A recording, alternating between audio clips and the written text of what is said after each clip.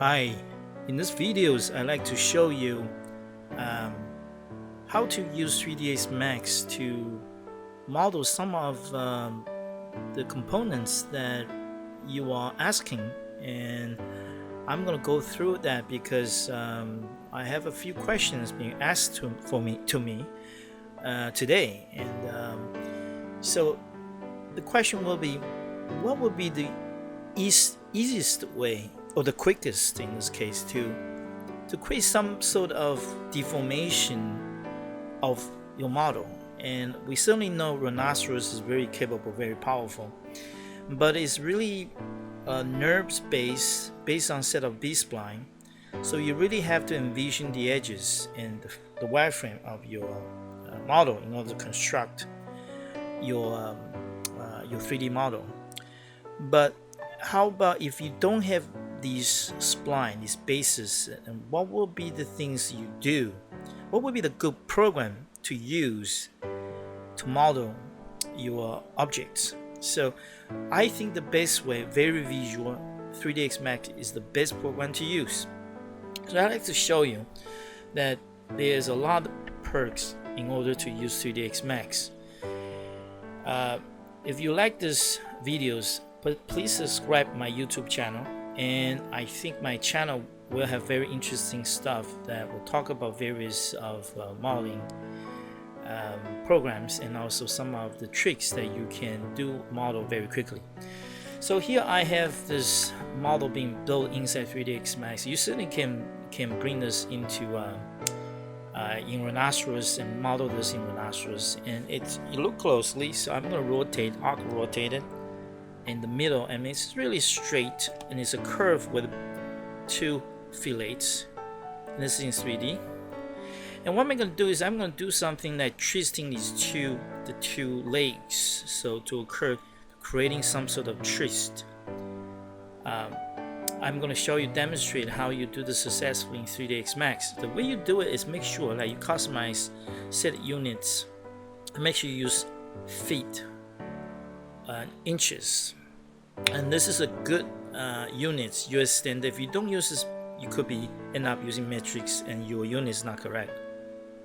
So the first thing you got to do is set up your units. You can bring this model at the 3ds, DWG, and you can bring this into a 3ds Max, or you can build this entirely in 3ds Max. So, but it does require a little bit of skill. Here I'm going to show you the quickest way to do this. You select the model, make sure that you go to the modifier stack, and the second one, this is a create, and the next one to it is called modify. It's called modifier. So we're going to unfold the modifier list, and we're going to key in alphabetic orders, in this case called FFF, free form deformation, couple times, 3 or 4 times, or you can just simply choose free form deformation, FFD, 4 times, 4 times, 4 times. What it does is creating a cage, very similar to cage added in 3D in rhinoceros, but however, this freeform deformation is more dynamic because 3ds Max is a program that's very visually dynamic. So unlike rhinoceros, it's very more precise, and because architects do deal with spline and lines more often than dealing with arbitrary points. However, if you do have some sort of things more visual that you need to create it, I think Max is a great program to do so. Alright, so we apply in the modifier stack. It's called modifier stack, second one, and we're going to unfold this FF4, and we're going to choose control points. I'm going to select the first stack, so we're going to do a window. You can of course you can key in this very quickly. F means the from, left, top, and zoom, close, and of course you can twist this by going to outer and middle square model together, or going back to the orthographics view. And we're going to trace to see the axis point, right? This rotate is called 3D rotate, is much visual than rhinoceros. This Max is about visualization. So we're going to highlight the one in the middle. Okay, now next thing is we want to perhaps twisting this or twisting the entire. You can also do this with different types. You can have like a circle. You can do this with lasso, you know, like fang selection. Whatever you feel is good. I actually like to use the rectangular because I think it's faster to do this. Right, so we're gonna somehow just select two of this, you know, just the first two row, and we're gonna do the rotation. Just play around a little bit. I mean, show you that the way you do things, and you can also do this, wrap the whole thing, and we're gonna do the rotation even more, or you can do this way. I mean, I don't know the configuration, but you look closely, it's twisted. I mean, both direction. But your threads maintain the same height. You actually can walk on it. Very visual. And you're twisting these two. Then we're going back again. You have the rest of them like that.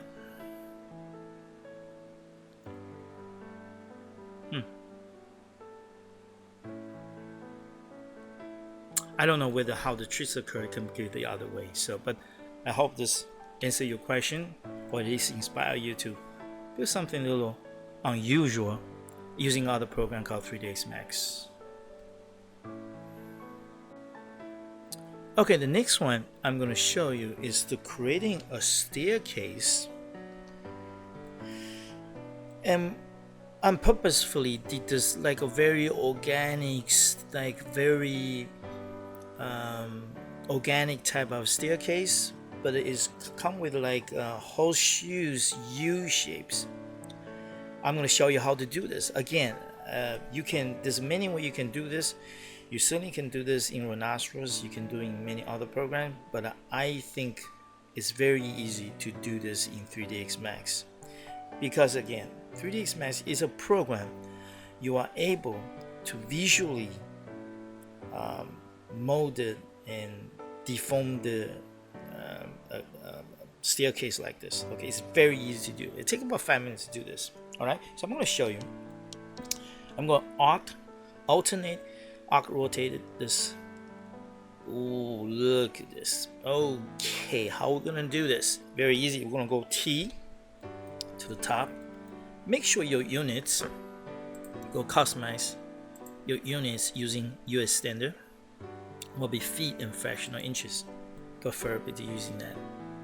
Next we're going to do is we're going to go to create folder. It's called a folder. This is called command center, command panel. On the first one called create, and in the create folder they look like folders or categories, but the first one is called create. And the first one, and you're going to go underneath the first one, and there is something called stair, and then we're going to create a spiral stairs. Okay, so what we do is we're doing this spiral stairs, you know, we can basically literally drag this out. We don't have to be too perfect. We'll drop like this. Now several things here that we're gonna really do, because if you do 3D, I mean, go alter again, I mean, that will give you how tall, how high the overall of your height, of your ceiling height. Okay, and of course your riser height need to be somehow defined too. This is, if it's 7 inches, it is 7 inches, and I will give you roughly 16 if you want to create this a little taller, higher. But you have to be really careful because it gives you 28 threads. You can change that number as well if you want to, so somehow you get some adjustments. So, and that you will get very accurate staircase. Now several things here is you can have a center pole, which you don't need to, or you can have a strangers. So the detail, you can take them on, take them off. You can also make this a box shapes, close, open if you want to. So there's a few style you can choose. All right, now once we got this, you can actually go even more further in terms of the depth of your carriages, the width of your carriages. Then you have this carriage spacing. You can change somehow. You can add more. They're very dynamic, as a matter of fact. You can tell they're adding the carriages. It doesn't say that you need it. I'm just mentioning this to you. We'll have one at least carriage, and then we have, which you can also have a railing, but typically you do railing at the very near the end. There's another set of railing tool, but I'm not going to talk about it. If you interested of doing that, we discuss this more further. But right at this point, we're going to go to stringers, and we can change the depth, the width, offset. Okay, that's in terms of some of the parameters for your spiral stairs. All right, interesting. Now we're going to go back to the T. We're going to press T to go to the top view. You can also use the cube, the wheel, the 3D wheel. Go to the top. We're going to apply something very interesting. We're going to go to the next folder called Modifier or Modifiers. So this is something called stack. In here we on for the modifier list, and we're going to key a few times like with the previous one, F 4x4x4. That will really apply a cage, very similar to cage edit, but more powerful, more visual.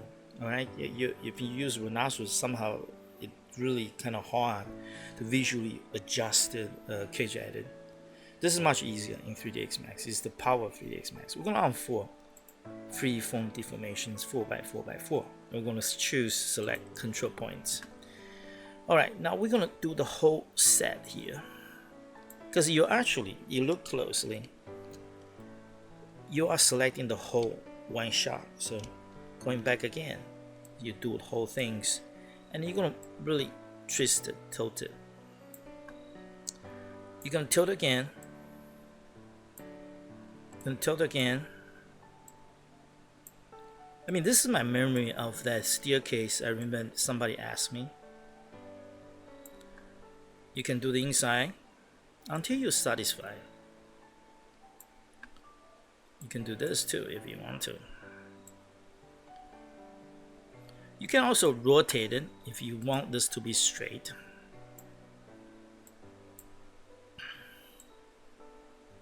Rotate it, also somehow work a little bit. All right, now let's take a look. The alter 3D, and we have the steer. We're going to change the steer. We'll take grid key G. We'll get rid of grid, and we're gonna go back to my color because I somehow have a bluish color. I will change this to maybe a gray color, so we are easier to see.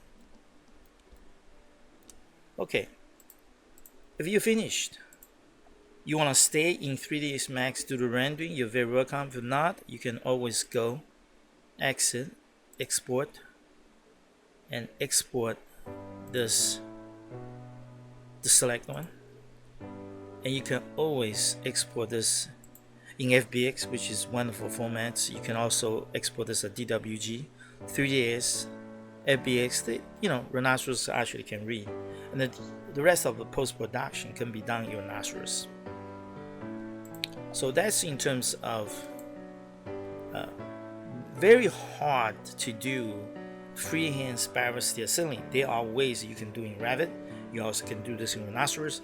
I just believe this is visually quicker. Okay, the next one which I encountered today to ask me a question about space frame. So I did this. I don't know this exactly fit into the criteria, but it looked like a dome, somehow the elliptical dome, and with space frame in between. And what would be the quickest way to do this? Because I show it's very parametrics. I can change this, the structures, make them thinner, thicker, and how to do this in 5 minutes. All right, so I'm just gonna go back again there's many ways you can do this. I just somehow think perhaps 3D Max offer you another way to do this quicker. So here we're gonna do is we're gonna go create folder. Again, make sure that you're customized, make sure unit setup, make sure it's US standard and feet with fractional inches. Now next thing you need to do is I'm gonna right next to it, I'm gonna go to create folder. Under the create folder, the standard primitives, there are quite a many things that you can choose, but you can choose the standard primitives, and there's something called geosphere. Do not worry too much at this point, but I tell you this much is the radius, which makes sure the ellipsoid shapes is this is talking the X dimension, and then you have the Y. Alright, make sure that this is correct. I'm just going to very arbitrarily make this up because I don't know how big this is. Rest I can figure. Right now it's a sphere, it's a dome, but I can change that later. So and I need to do is make sure that it's a hemisphere, and base to pivots check, and we want to make sure it generate mapping coordinates, and also perhaps uncheck the real world map size. Now next we do is we're going to alter together with middle square mouse together, and this is what we have. Alright, very important, we're going to move to modifier. We're going to take up G, just press G, and what we're going to do is we're going to apply a modifier called edit mesh. So we're keying E a few times, edit mesh. Okay, and then what we're going to do is we're going to grab the lower part, not too much lower part of the dome. Usually we don't need the lower part because we actually create structures on top of it. The floor, we can actually somehow detach this base, so we can use the base later, but no point to keep them, so I'm going to delete it. Oh, so we got to be really careful, make sure that nothing is selected. Manually select this in case. You can also do is select this to using fence selection. So this is probably a little more precise. I'm going to choose that quickly. Make sure turn it on. No good. So what we're gonna do is we're gonna just manually choose them, and we're gonna make sure the control is pressed together with my left mouse, and I'm gonna select manually. Just go, just somehow, just very quickly select as many as we can.